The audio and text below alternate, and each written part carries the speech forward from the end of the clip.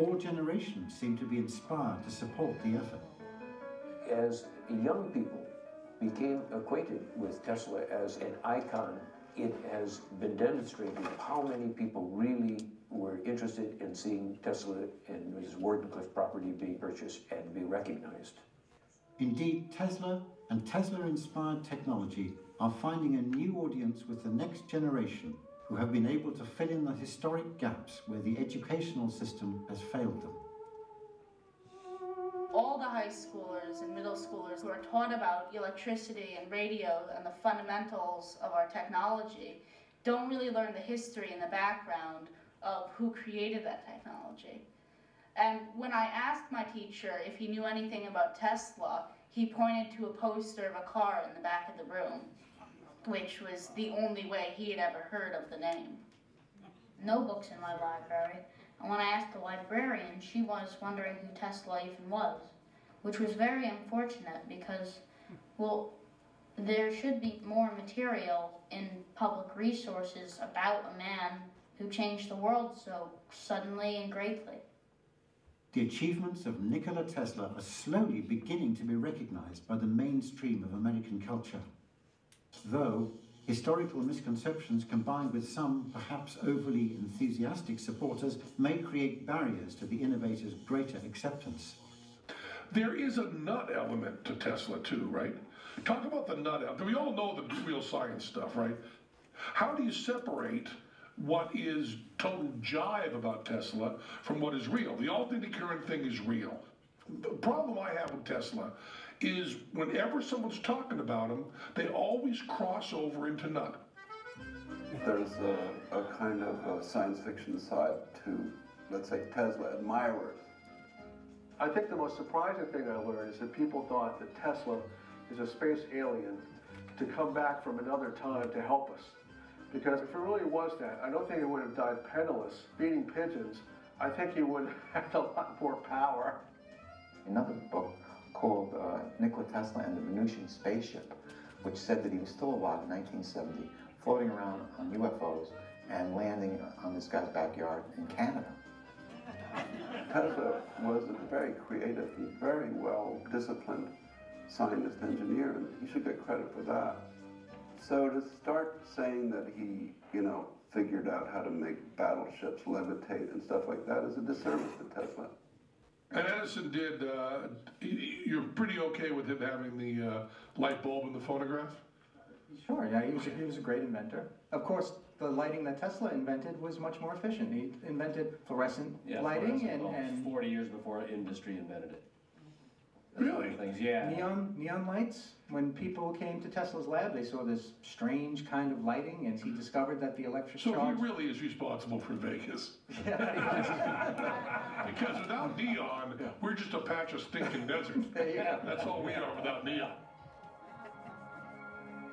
The sensational and mysterious had always clouded the reality of the scientist's work. His experiments and claims were often treated with unqualified contempt. But as the cleanup continues and the geography of Wardenclyffe changes, there are likely to be more discoveries and more celebrations like the one that happened in September of 2013. We had the great good fortune of being able to accept a wonderful gift from the Republic of Serbia. The gift was a statue of Nikola Tesla by one of Serbia's most famous sculptors, Nikola Koka-Jankovic. Contributors to the campaign and dignitaries were invited to the monument's unveiling.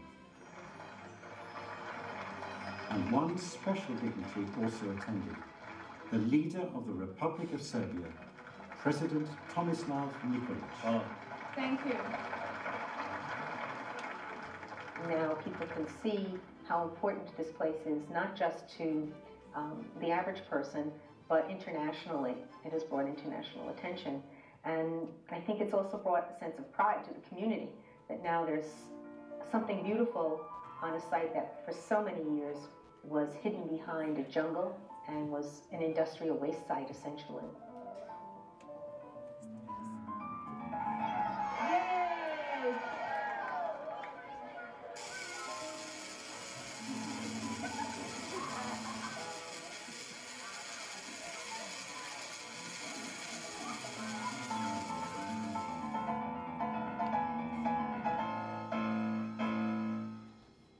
We may never know what Tesla might have achieved at Wardenclyffe.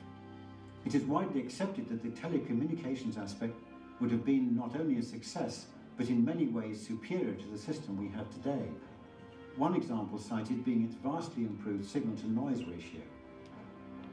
Opinions vary greatly, however, in the area of wireless power, particularly if enough could be transmitted in industrial quantities.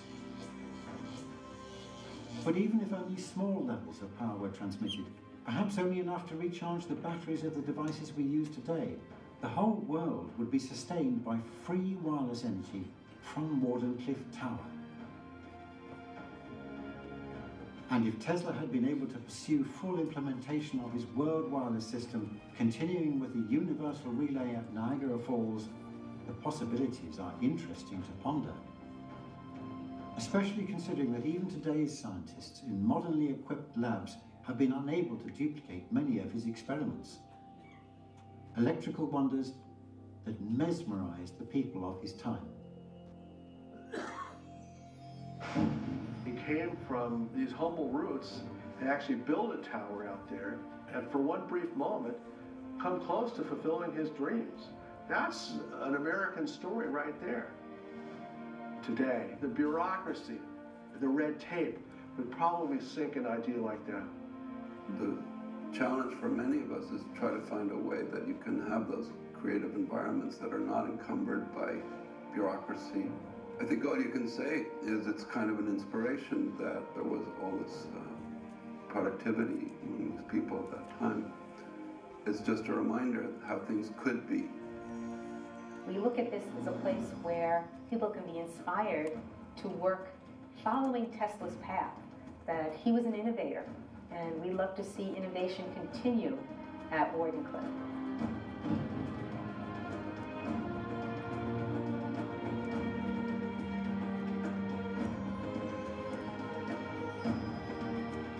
I think one way to look at Wardenclyffe, it's a symbol of someone trying to do something great for all the right reasons, to bring about world community. We needed a Tesla museum in the United States. Tesla himself stated many times he considered himself to be an American. He loved America. So it doesn't make sense that there's a museum in Belgrade, but there isn't one here. Wardenclyffe, as an element of Tesla's life and background, is an ideal place to have some sort of museum-type research facility. Hopefully his interest in helping humanity and looking for ways to promote peace will all be realized in some ways at this site. I see Wardenclyffe as a beacon, an education center for the world. People spoke, really, from all over the world, saying that this place is important, this place really matters. Wardenclyffe is a kind of cathedral. It's a monument. If Tesla's vision had to do with this wireless transmission of energy, I think we're still on that mission. We haven't gotten there yet. Sharing with everyone, with no price. That was Tesla. It's given people hope. Tesla's brought people together, and he's inspired them to try for their own goals, whether they're scientific or social or whatever they may be. He's been an inspiration. It's not just that people should acknowledge what he's done to their life and how he made it better, but it's just the overall knowledge that people can do things beyond what we think. Saving Wardenclyffe, to me, is as important a project as maintaining Mount Vernon or refurbishing, the houses on the Underground Railroad or keeping the Alamo open to the public. In other words, this is one of the great American characters, not only just who he was, but where he did it. We go to see the Underground Railroad, we go to the Alamo, we go to Mount Vernon and Monticello, we go to these places because that's how we recognize some great person and moment in history. And that's how we will recognize Nikola Tesla, is at Wardenclyffe. By uniting the world for the common cause of preserving the past to help inspire the future, Tesla's dream, in part, is continuing at Wardenclyffe. The scientific man does not aim at an immediate result. He does not expect that his advanced ideas will be readily taken up. His work is like that of the planter for the future. His duty is to lay the foundation for those who are to come and to point the way.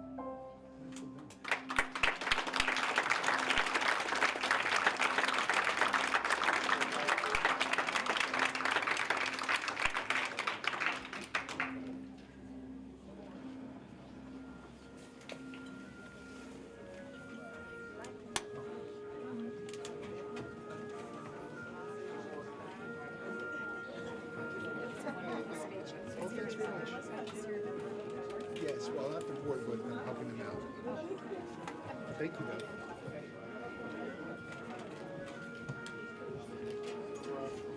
I've been working on Nikola Tesla riding a giant cat. He liked cats. And he's got this swarm of pigeons behind him. Okay. And he's chasing Edison, who's got a light bulb stuck in his butt, and it's glowing. And the cat's eyes are illuminated, it's chasing the light. And in the very distance, Wardenclyffe is firing into the sky like a blue light. So it's pretty awesome. Like, how big is it? I think it's a really special time, and everybody's just been so fun to see. That's Matthew wrote back, he said, and I met Tesla's relative, and that was cool. Really? How could that be? Maybe I'll refresh. I wonder.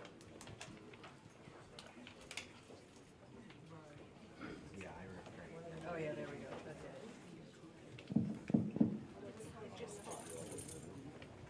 What did everybody think?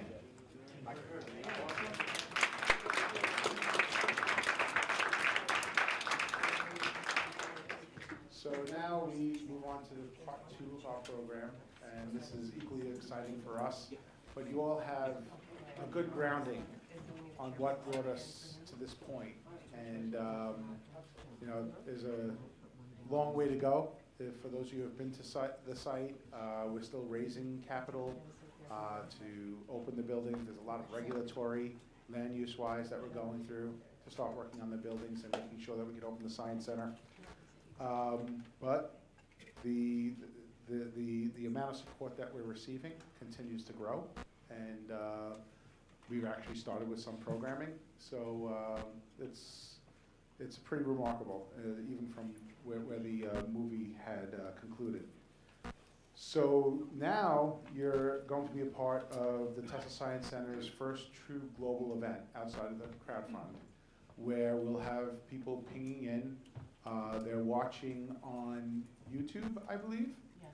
And as they watch this Q&A, they were sent a link of the movie. While you were watching it, they were watching it, or they could have watched it before if they had the link for longer. But they are going to be able to submit questions through YouTube, and we'll answer them live. And we have people coming in from Netherlands, Vienna, Thailand, Canada, Seattle, Texas, and other spots, I don't know. So with that, I would like to bring up the filmmaker, Joe Sikorsky. I was given a bio for Joe, but Joe said, don't read my bio. Let's get the show on the road. But I do want to just say one thing. So I think they mentioned in the movie Fragments of Olympus, which was Joe's original movie that he was working on with Tesla. And it was through the research for Fragments of Olympus that he heard about the movement to actually save Wardenclyffe. And he jumped in with both feet. And as he was getting that film financed, he was trying to make a stipulation to those who were funding that film that they make a donation to help save the property. And although that original financing fell through, Joe had raised some capital. And in our crowd fund, When we were short $30,000, Joe was running around his house emptying every piggy bank he had, and he put us over the top of that $30,000. So I'm not going to tell that story, but we're ready to go for it. You're right. So with that, we'd like to open up to questions that you might have for Joe in his making the film. And we have a room. Thank you so much for coming. Is there anyone here who really didn't know anything about Tesla before they came here? Or is this a Tesla crowd? Louder? Okay. First, I just want to also thank Cinema Arts Center for letting us come here. This has been a jewel in the community for a long time. It's called Youth Community Cinema, and it's important to have places like this where you can be exposed to things that you wouldn't normally be exposed to. So, you know, if you came here for this event, please consider signing up with them and supporting them. So, if anyone has any questions, we could just open it up. Yes? Joe, how long did it take to produce this film that we just saw? About 2 years. 2 years. Second question, some of the scenes were at the old Bethpage Village Restoration? Correct, correct, yeah. All done on Long Island. Well, no, some Colorado Springs and New York. Actually, yeah, but yeah, that was old Bethpage. Next question. Yes. Oh, this is going to be quick. We got some from the I have a question. Did everyone get some food? There's food out in the lobby. You want to go get some and come back? I actually have an announcement I was supposed to make before. So you will see that we have another spread out there. We'll go back to the questions, don't worry. We had a spread when you came in. Well, there's a dessert spread now. And we had 2 huge towers that I've never seen before, held together by chocolate. Not necessarily Tesla towers, but that was the idea. And it's a huge popcorn tower. So there was too much. And somebody's like, we should raffle it off. It's like, well, we have decided that we're going to do it as a random door prize. And as you know, Tesla loved the number 33, or 3s. And so we picked number 33 on the RSVP list, so the 33rd person that signed up. So the winner of the tower that's intact and in cellophane outside is Jan Hubner. Oh.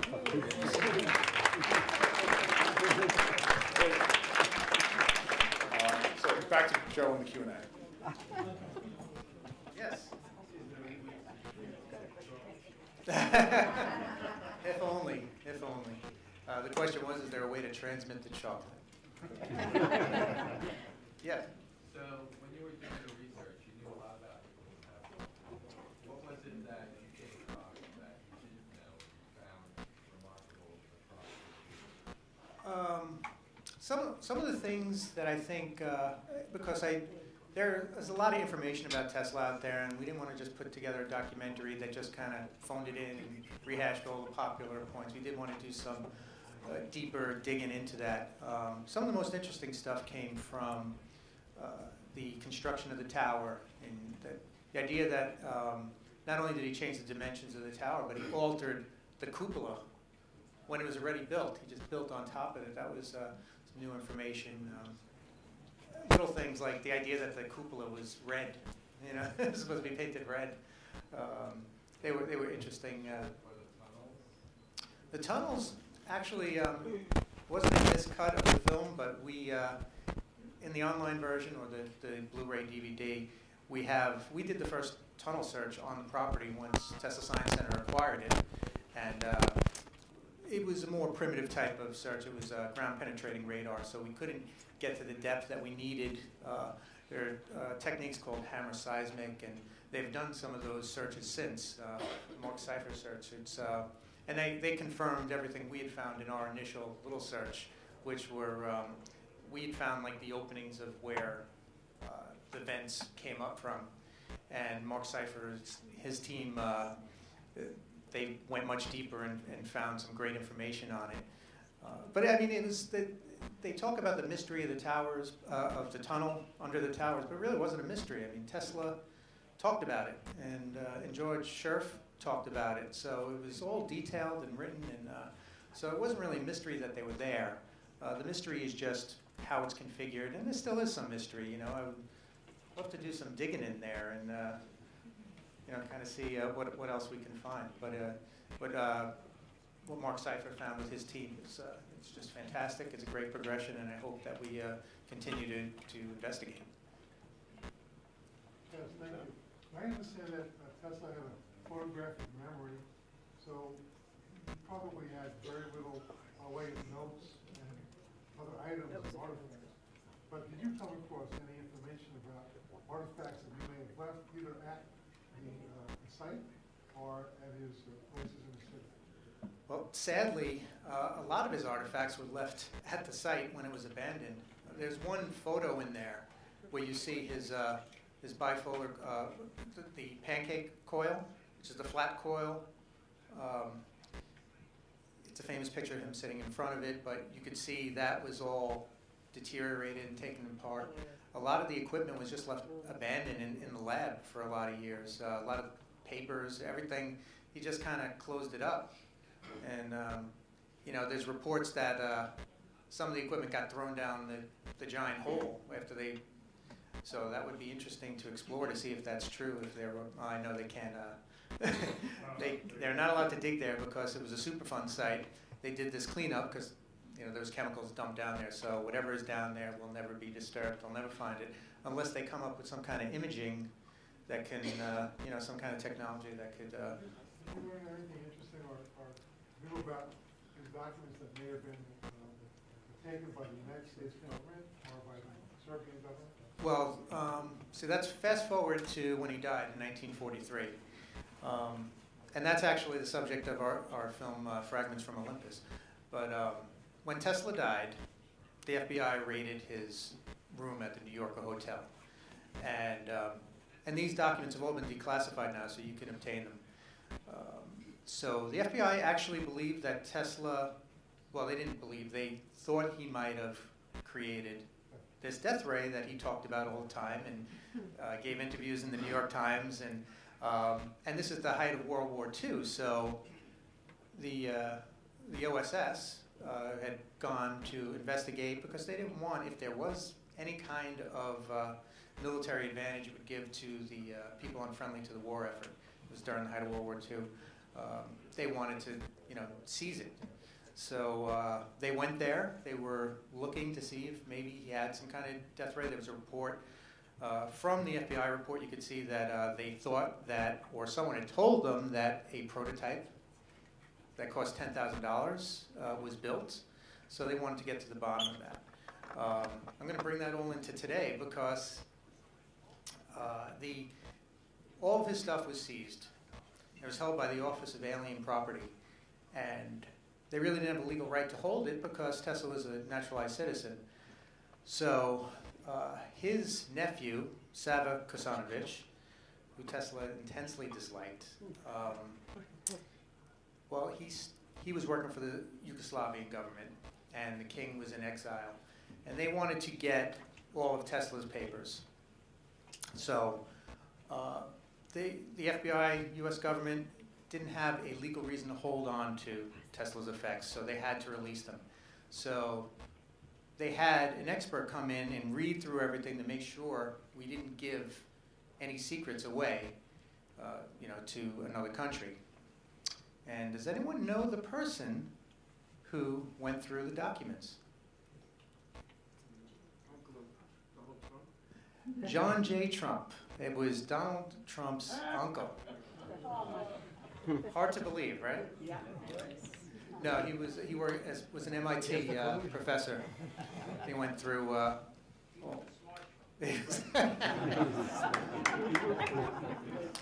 So anyway, so kind of bringing it to today, but yeah, so that was much later, and yes, I'm sure that whatever was sent over there, you know, U.S. government has a copy of it, you know. So that's actually a really good question. Can we really say we have a copy? There's been other History Channel shows that have gone over to Serbia and gone into the National Library to try to review and see the documents from Tesla. Very little is actually published. Well, I mean, there are the FBI documents. I think I got 240 pages. A lot of it's very repetitive, and there are a lot of redactions in it. But it is interesting to watch the FBI talking about death ray, and and that's the part that really got me interested in Tesla. I was more into the fringe part of Tesla, but as I learned about the more verifiable things that he did, it just seemed more interesting, and that's the path I started down. So. If you have a question, we're going to bring the mic to you because our webcast people are having difficulty hearing the question. Okay. And Joe, repeat the question before you answer it. So I'm that sorry. Yeah. They don't. By the way, thank you everyone on the webcast. Thank you for joining us. It's great to have you here in Huntington, Long Island. We have a question here. Yeah. Hi. The metal and the wood that was in the tower that was sold off for scrap, was any of that used for local housing, or what happened to it? Do we know? That I no idea. But we might have found some of it. But I guess that's for another time. Yes. Oh, I'm sorry. I didn't ask the question. I didn't rephrase the question. Sorry. Is there anybody trying to make Tesla's original idea happen? The question is there anybody trying to make Tesla's original idea happen? There are a lot of scientists. I know the Coram brothers are always experimenting. Whether or not Tesla could have succeeded is a big question that scientists debate. Experts I've spoken with believe that from a telecommunications point of view, it would have been a huge success. But the debate about sending that much power on an industrial level, that is something that is open for debate. But there are scientists pursuing it. It's just like making the documentary. You have to go through so many different things to find out what's real, parse through the truth and what isn't. And with Tesla, there's a lot of free energy stuff, and there's a lot of stuff that just goes off into tangents. And it's sad because even when Tesla talked about free energy, it was never free. It was, you always had to resonate the earth. He had coal, a coal burner to power it. It still cost money. It wasn't like it was really free, but I guess it was giving access to energy to any point on the globe is what he was trying to do. And I think where I would like to see people explore it more is, Tesla wasn't trying to just put a whole bunch of, volts into the ground. He talked about the principle of resonance and resonating the earth and people kind of tapping into it. And, I would, the efforts of Tesla Science Center, my efforts, at least from my point of view, I'm trying to rehabilitate some of his reputation because he has a reputation of being a kook, and that has hurt him within the scientific community. But I think now people are starting to give him, more of a look and look at some of his ideas and see if they're practical. It definitely is something that should be explored. I think. He was a visionary and he had a lot of ideas. And he thought of things before they happened. He was laughed at as a fool when he was giving lectures and talking about certain things. When he talked about his bladeless turbine, at the speed that it turned, they literally laughed at him in the room. But when they measured it, they saw that he was correct in his thoughts. I mean, he talked about subatomic particles that have a slight electric charge that people laughed at him, but years later they found, discovered quarks, and it was exactly as he had outlined. So I think you always have a scientific consensus, but sometimes it's good to have an open mind and explore a different way, and Tesla always did. And his induction motor was, people called it a perpetual motion machine. They never thought he could create a motor that runs on AC power. So by sticking with his own determination, he was able to achieve this. So I don't think we should just look at him as a kook and just dismiss it because it seems impractical. I think it's something that I wish scientists would be more open to and experiment, and not just negate it right out. Does that enter. So, thank you. So talking about rehabilitating and Tesla as a quote-unquote kook, what did the Supreme Court do a few years later regarding Marconi? Yeah, which is going to be part of the subject of my next documentary. I'll tell you about that later. But Tesla fought his whole life. See, Marconi had violated 17 of his patents, so he sued his whole life. But he didn't live, sadly, to see the verdict, but the Supreme Court did overturn it and declared Marconi patents invalid, which gave the claim back to Tesla. I just didn't live to see it. But one follow-up to that is because of that, the Supreme Court overturned it. They haven't overturned all the textbooks. Can you find a textbook in a high school or a college that gives him credit for that? Absolutely, yeah. The radio awards are called the Marconi Award. And mind you, Marconi made great contributions to radio. It was really a collaborative effort, you know. But Tesla definitely deserves his due for sure. Right. Credit should be given where credit is due. Absolutely.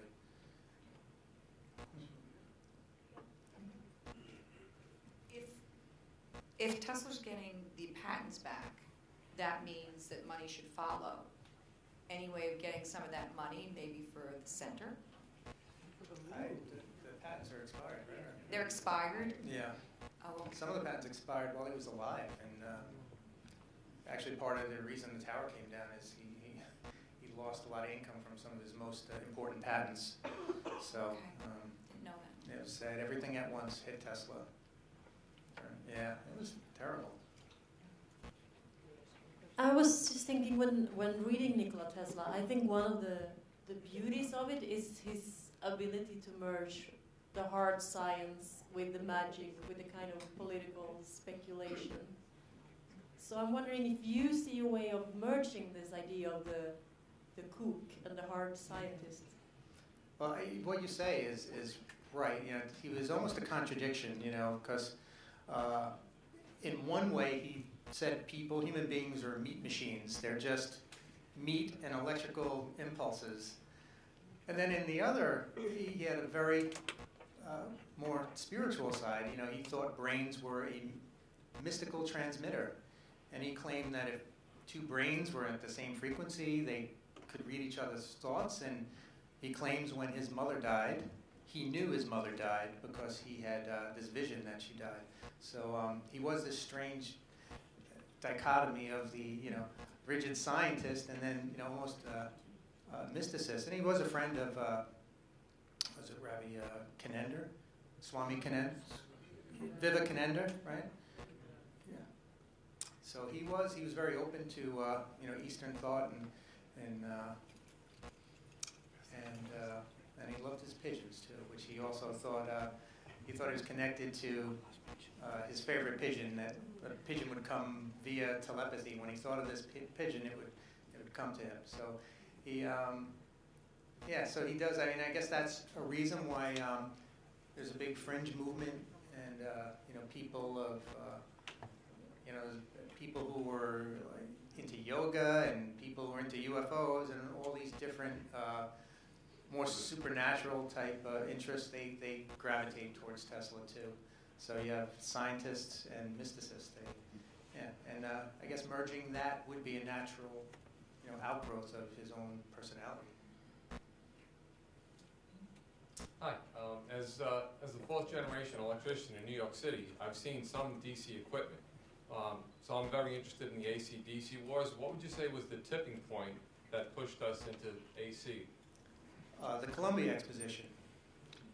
This was an exposition in 1893, and Thomas Edison was bidding to do the electric for it, and Westinghouse, who had leased Tesla's patents, was bidding to do the electric.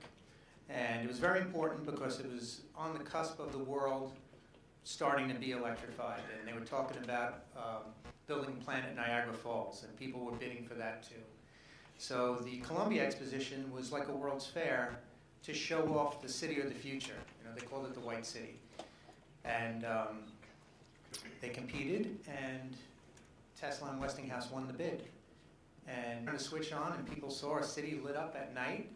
And I don't know if this is apocryphal or not, but supposedly Frank L. Baum, who wrote The Wizard of Oz, was there at that moment, and that gave him the inspiration for the Emerald City. But yes, so when President Grover Cleveland threw the switch and turned the night into day, there was a chorus of Handel's Messiah, and people were supposedly just awestruck, and that's when the Battle of the Currents was over. You know, they saw that alternate current was it was magic. It was efficient. It was not only lighting the lights, it was also powering the trolleys. It was doing way more, and it was at a much cheaper cost. So that's when AC really won over DC. Joe, we have someone from Czechoslovakia who would like to know, why do you think so many people, especially in America, have never heard of Tesla? Yeah, and you were just pointing it out. It's not in the textbooks. I mean, Tesla is not in our educational system, which is really a travesty. That's why it's so important to support organizations like Tesla Science Center, who do STEM programs and are helping to educate people. But you know, he was marginalized by corporate interests. There were scientific rivalries, perhaps government suppression. There are a lot of reasons we don't know about Tesla, or didn't know about Tesla. So it's important that we go back and we look at him. We start giving him the credit for the things that he deserved. I mean, we have a list in the film of a whole bunch of things in the beginning, microwaves, remote control, all these different things. Did you know that Tesla invented that stuff or came up with that idea first? Yeah. So it's, in fact, he has one patent from 1898 for the teleautomaton, which really demonstrated radio. It demonstrated, that was basically a remote control boat that he was operating without wires at the Madison Square Garden Science Convention. And people could not believe it's horses and carriages outside, and here is Tesla operating this boat wirelessly, and people thought that he had a trained monkey in the boat. So, but that was a very important patent because it also not only had the principle of radio in it, but it had what is known as the logic A&D gate, which is, very, you couldn't have computer technology without it. So Tesla contributed to the birth of the computer, with that logic gate, and that was just a byproduct. He invented that as part of this teleautomaton. So, it's pretty interesting. I kind of forgot what the question was. I think I trailed off. No, you did good. Why don't we know about Tesla? Did I answer it, or should I? Yeah. In the movie, I noticed that his father had a different name. It was Nicola something. Why was that? Oh, you're talking about William Turbo, which, by the way, what was it? William Turbo's father? No. No. No, Nicola is Tesla's father. They showed. father has a different last name. No, that was William Turbo's father in the movie. Nicola something? Yeah, Trebojevic. Yeah, that's it. By the way, I just want to point out that we lost William Turbo last year. It was very his efforts, supporting Tesla Science Center, and he was a friend of mine and supported me. And very very big loss. So I just wanted to say that. And the Tesla Science Center now has part of his collection. So one of their very first exhibits will be the William Turbo collection. So that's good. And I also want to say Nikola Tesla from Tesla's Ambassadors also passed away last year. So just want to give a shout out for him because he did a lot of good work in promoting Tesla's legacy. Yes. I had a question. I wanted to know why Edison and Tesla both were located on Long Island. Was that because potential communication to the rest of the world? More ease of communication? Well, it's funny. Actually, I'm doing the new documentary I'm working on. Talks about, actually, Tesla was on Long Island. Marconi was on Long Island. Tesla was in Shoreham. Marconi was in Sagaponack and Babylon. Yeah. And there was another wireless innovator called Telefunken in Sego.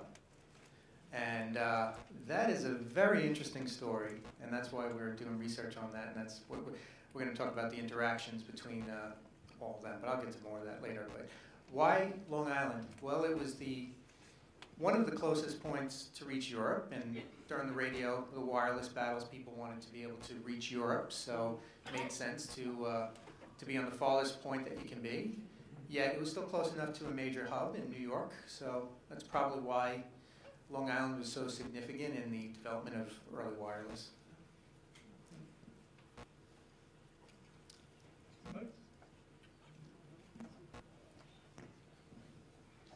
What was Tesla's education?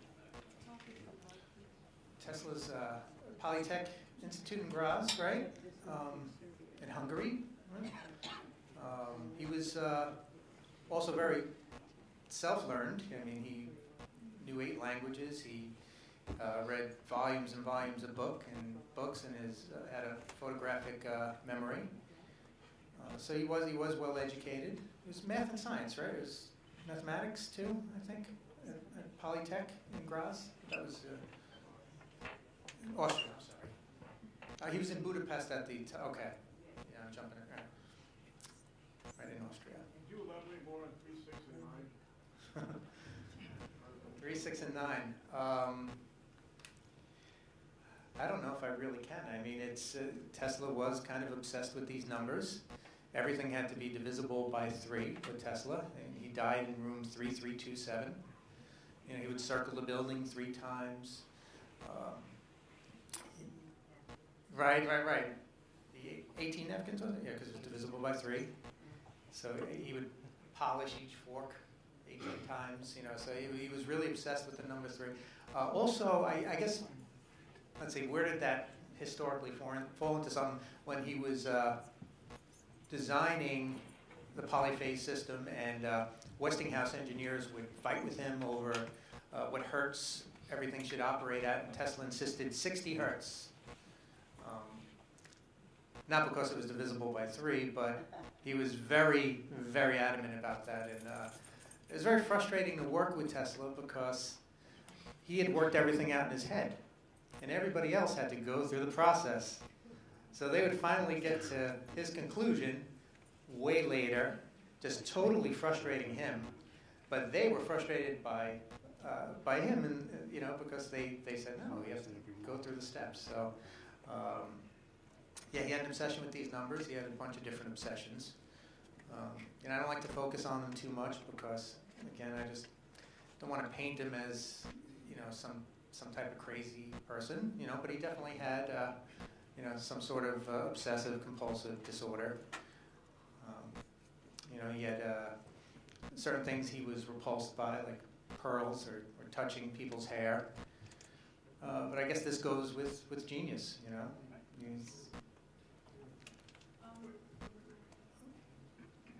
A lot of people are inspired when they're young. What did you learn about his childhood, his early life that would have maybe shown that he was, you know, inclined at a much higher thinking level? Well, his mother was an inventor, invented things around the house, and I think he credits her with getting him kind of started. He had invented a water wheel and I think a June bug powered wheel, you know, so he was an inventor as a young boy. His father was a priest and wanted him to go into the priesthood. And the story is Tesla was very ill. He didn't want to go into the priesthood. He wanted to follow mathematics and science. And he was ill, and he made a deal with his dad that if his dad gave up on forcing him to go into the church, he would get better.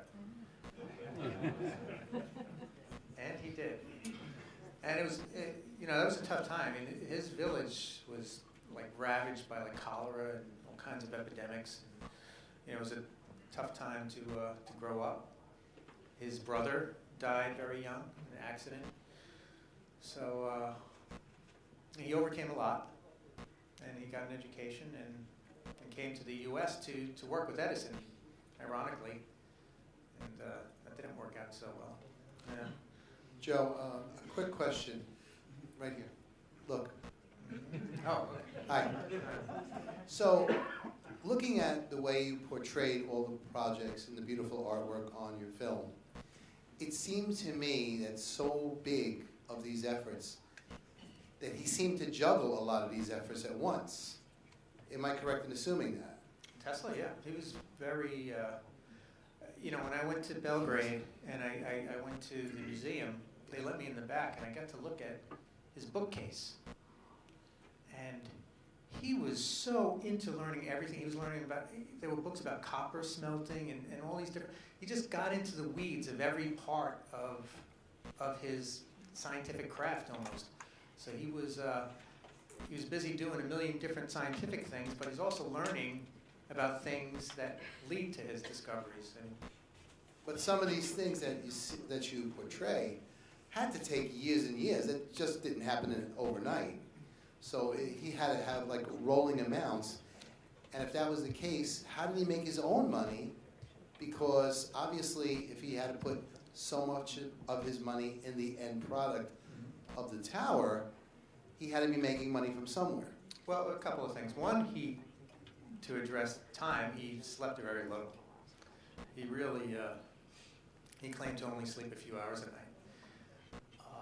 But as for money, money-wise, he got patent royalties. He got investors here and there who would, you know, invest stuff. So he had money. He would spend the money, and sadly, when he ripped up the contract with Westinghouse, if only he would have said, "Give me stock," you know, we might be in a different world today. You know, we don't know. I didn't understand why he didn't tap into the Waldorf Astoria and the other Astor guy. Well, he focused too much on Morgan. I think some of the behind the scenes, Astor had invested a bunch of money, gave to Tesla to develop these precursors to fluorescent lighting. And I think Tesla took a lot of that money and went to Colorado Springs with it. So I think Astor might have been a little bit hesitant until he got something back, but he never kicked him out of his hotel. He always let him, he still considered him a friend, you know, but you know, Tesla, he had a propensity to just do what he thought he had to do with the money. The money didn't mean anything to him. It was just a means to an end. He had an end goal in mind, and he would... I agree he was a friend, and that's why he was able to save the Waldorf, but it was more than that, for sure, in that he knew he was someone special, a really special talent, and he really should have elaborated on that himself, I thought. It's unfortunate. Yeah, it's a tragedy. I read that he dropped out of college because he had a gambling problem. Yeah, and he did. I thought it was surprising, someone who didn't care about money, that he would have a gambling problem. Was it because of the mathematical? Probably. You know, probably was. It had to do with the odds, right? The story is that his mother gave him the money and told him to just go and get rid of it and get it out of your system. Yeah. I wouldn't want to play cards with them, I'll tell you that. Yeah, but no, that is interesting. And but you know, he had a very you know, he never drank. He had a very disciplined personality. He was a disciplined scientist, disciplined mathematician. So that is, that's another inconsistency in his overall character. But an interesting one. Was he ever tested for his IQ? And secondly, did he ever interact with Einstein? He did interact with Einstein. I don't know about the IQ. There's a joke that goes around with Einstein, and someone says to Einstein, "What does it feel like to be the smartest man on Earth?" And Einstein says, I don't know, go ask Tesla. Yeah. Tesla was not a proponent of relativity. So when Einstein was coming up with theories, Tesla had some resistance to that. But Einstein was always very friendly to Tesla. I've read a few letters that Einstein sent to Tesla, just greetings, a birthday letter he sent to him and stuff. But I think Tesla did take some jabs at Einstein in the press sometimes. In fact, fragments from Olympian Gossip, isn't there Einstein when he's talking about cosmic foam and stuff like that? I think it's a little bit of an Edison jab, because Edison was, Tesla was part showman. Tesla, he wanted to show what he knew, and I think when Edison was getting a lot of attention for some theories that Tesla didn't agree with, I think it might have, just rubbed his nose the wrong way or whatever. But as far as I know, they were friendly.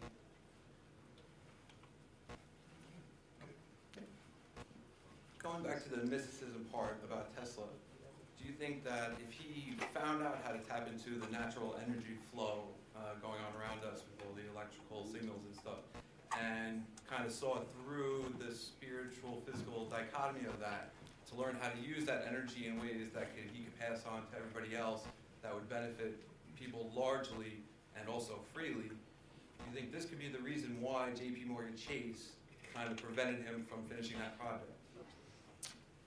It's anything's a possibility. There are so many theories why, even theories that J.P. Morgan didn't want Ann Morgan to have a relationship with Tesla. Probably the most likely reason was just pure greed. Tesla threatened J.P. Morgan's other industries. So that's probably the most likely, as far as J.P. Morgan is concerned, because he was his primary concern was money, and he didn't want to change his whole business model because Tesla was gonna, or he thought Tesla would uproot the whole system.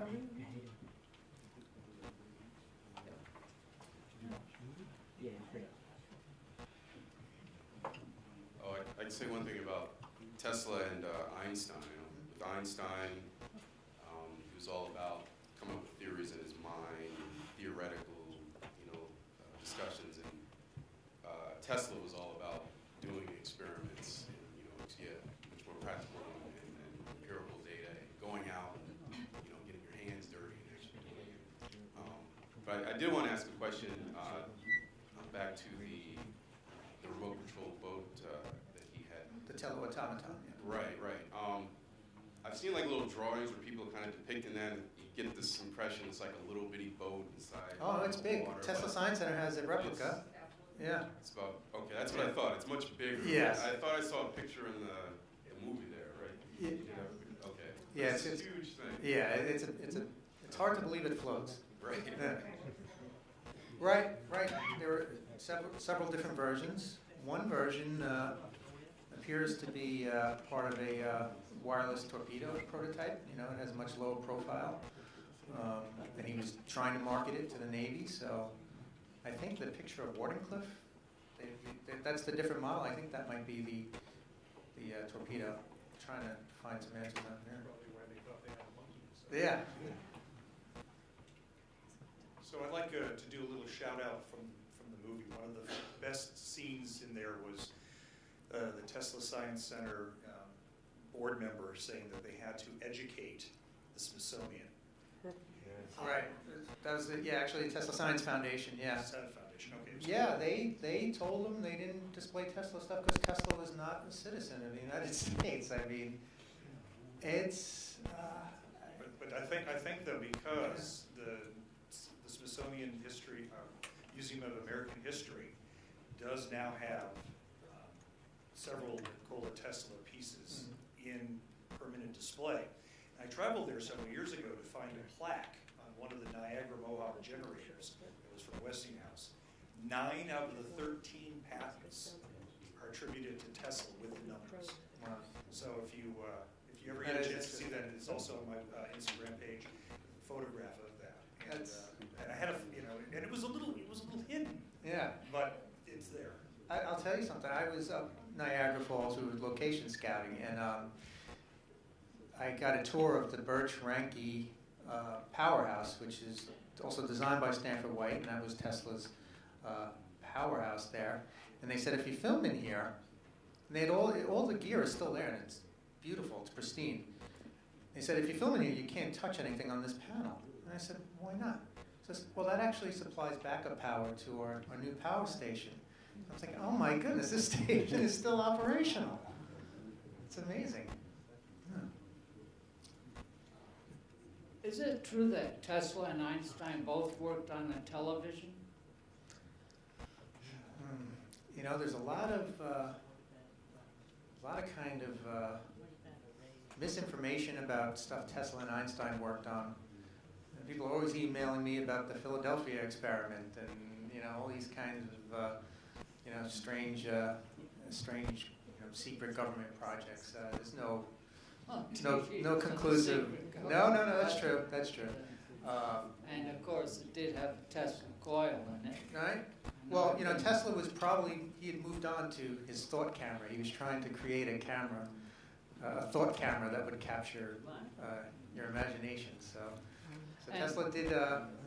When he first came to America, he went to work for Edison, right? Yes. And Edison told him, hey, I'll give you $50,000 if you can find a way to get my DC power to go more than 1.5 miles before. Mm-hmm. According to Tesla, yeah, that's Tesla's version. He did do that, and when he went to Edison for his money, Edison said, "Oh, that's an American joke." Yeah, you don't understand our American sense of humor. Yeah. The Edison people will tell you that didn't happen, and that Tesla offered to sell his patents to them for $50,000, and they said no, for his idea. But yeah. School learned about Edison. Yeah, but not Tesla. But Tesla did resign from the job, so I tend to be in the camp of what Tesla said, his version of the story. Yeah.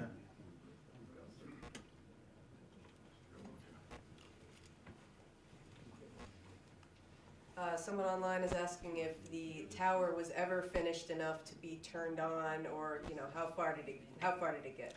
Yes, it was fired up a few times, a few nights in July of 1904, I think. 1903 was it? Okay.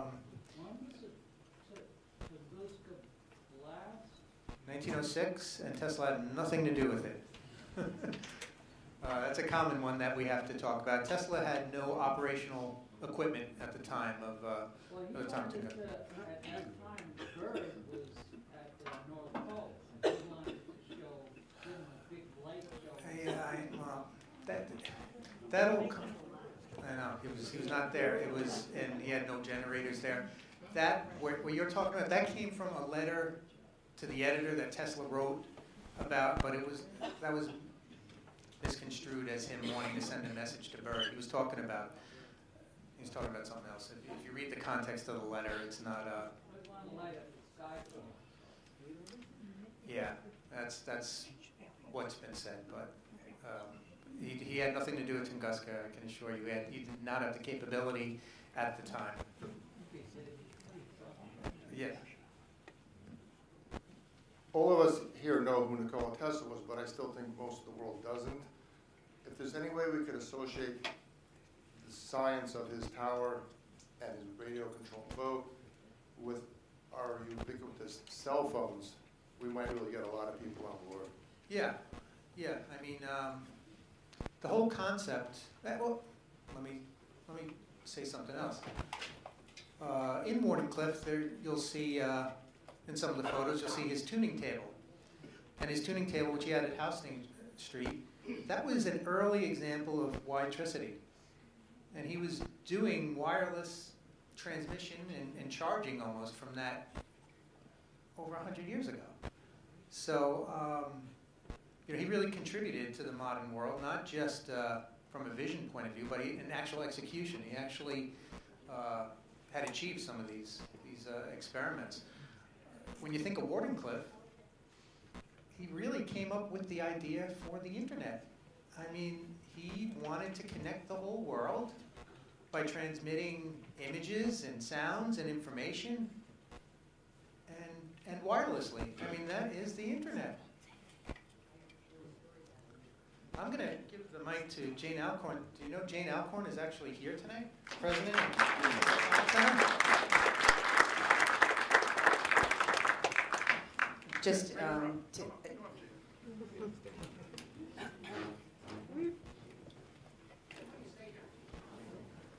just a quick story about what was just mentioned about Tesla and his vision.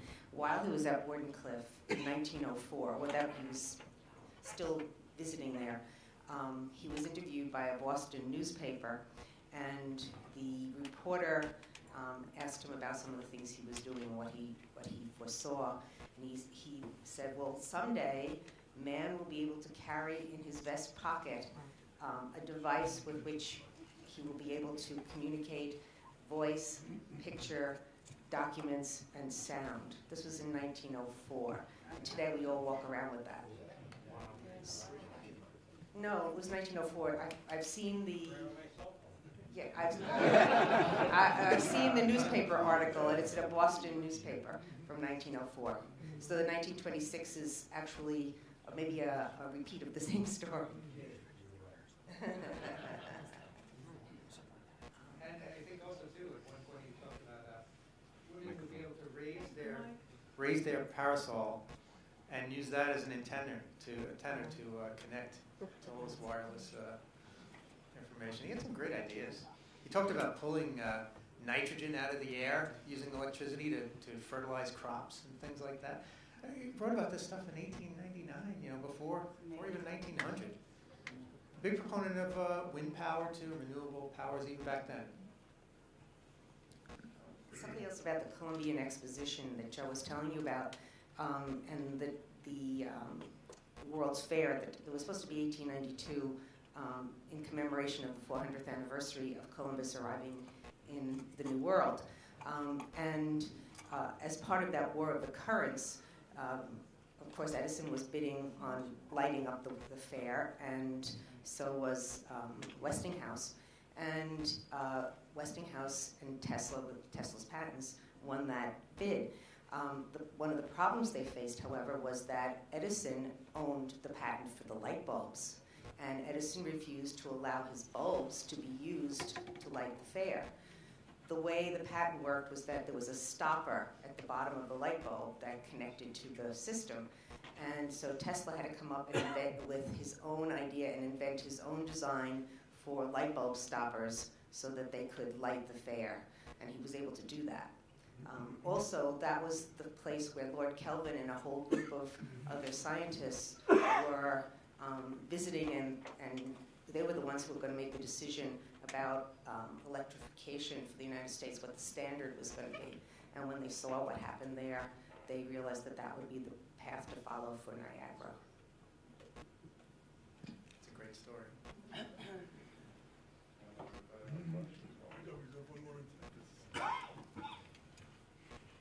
Could we actually just circle back for a second to how far the tower got and whether it was turned on? I'm not sure you got to complete the thought. Okay, yeah, so it was turned on. And people from as far as Connecticut talked about a corona on the top of the tower.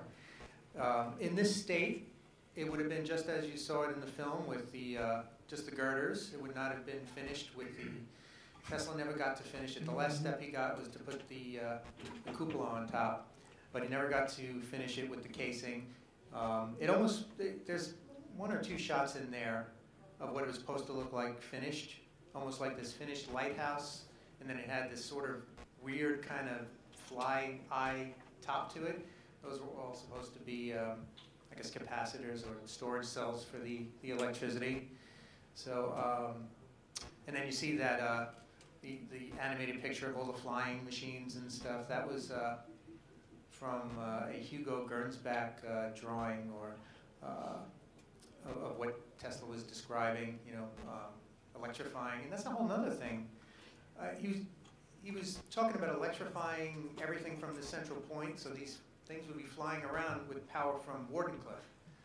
So that was the whole idea of it. They wouldn't be on their own power.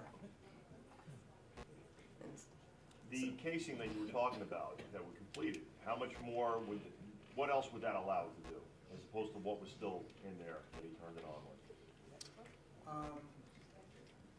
Yeah, I mean I guess the functioning part would have been the casing on the cupola. That was really the most important part that had to be done. The edifice was just that. It was just to just to finish off the tower.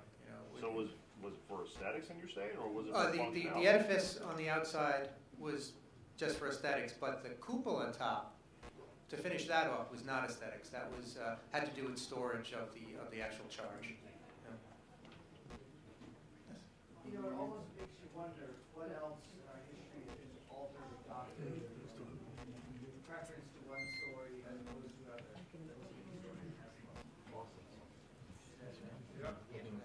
I'll say it again. It almost makes you wonder what other parts of American history, global history, have been altered or doctored. Just looking at the story of Tesla, we said, all right, we don't give him any credit at all. I can't remember, I graduated from high school now 4 years ago. 3-4 years ago, so I can't remember any of my history textbooks. My first exposure to Tesla was when David Bowie played him in The Prestige. So it just makes you wonder what else could have been altered or changed in our history, or that's much all they played down. It's a very good point. Just going back to David Bowie and The Prestige, there are the experiments of the light bulbs all lighting up in the field. That was an actual experiment. Tesla, only 3, right? Only 3. But he did not really clone cats or hats or anything like that. But the light bulbs demonstrated wireless power, electricity going through the earth. And that was another thing. There's a lot of talk about Tesla, electrifying, parts of the ionosphere. But Tesla had got beyond that by the time he was working on Wardenclyffe. His method was to go through the earth. And you're making a point that how skeptical you are of other things in school because you didn't learn this obvious stuff about Tesla, and that's a great point. I mean, there were 2 kids. We're not kids anymore in this film, and my goodness, when I heard them talk, they were really enlightened about Tesla. But their librarians didn't know who Tesla is. Sometimes I'm in Shoreham. And I'll be speaking to people, and they don't know who Tesla is. You don't know who Tesla is? You live right here. So, yeah, it does.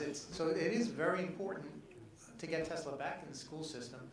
Tesla Science Center is doing it through STEM and other kinds of programs. So that's one step in the right direction. But, when young people grow up and start writing the curriculum, that's when Tesla perhaps will get back in.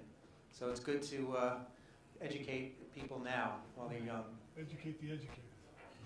There are lots of times there are myths about Tesla that people believe in. One of our jobs is really about dispelling some of those myths. For example, the tower coming down, as Joe portrayed it in the movie, you can see that it was really to recover the resource from the timber and the metals to pay off some of Tesla's debts. But there were several little newspaper articles at the time that said it was because it came down because the government wanted it to, that it was considered a place that could be used as a navigational aid for the enemy. And so that's one of the things that we try to do is get to the truth as we can find it. I mean, sometimes we make mistakes too, but we try really hard to get to the truth of the matter. And so we hope that you'll all go out there and make sure that people know that it didn't come down because it was a navigational aid, but that it came down for the reason that Joe had in the movie. And we do have a couple of pieces of the actual tower. We had some metal detectors out and busy, and we found a plate and a bolt from the tower. So that's kind of exciting. We have some real pieces. That's right. Very exciting. I've been a Tesla fan for a long time.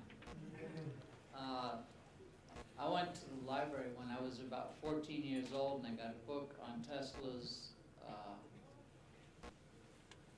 his theories, lectures, and patents. And this was when I was 14. That's 56 years ago I knew of Tesla. So the smart people always knew who Tesla was. People knew who he was even back then. Yes. Just he wasn't. Well, if they didn't, I mean, those portrayed people. in history in our. Those classes. people were the torchbearers, really. I mean, without those people, he would have been forgotten. So we should probably, we're approaching 10 o'clock, Jane, we're going to conclude.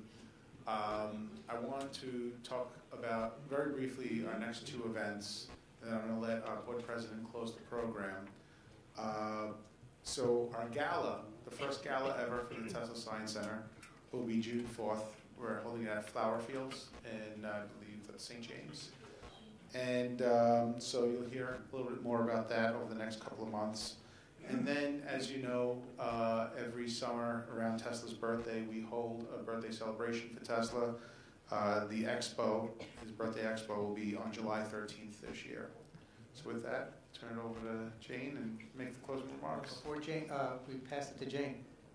Please get yourself a T-shirt on your way out because it will support the Tesla Science Center. There's a little stand there, T-shirts and bags and some other merchandise, so you can show your support. Well, first, I want to thank all of you for being here and being supportive of our efforts. And you being here makes a big difference to us. And we hope you'll be supporters both in word and in deed. And there are lots of ways to do that, of course. And so we thank you for this deed, being here. I also want to thank Mark for taking us so far since he's our first executive director. And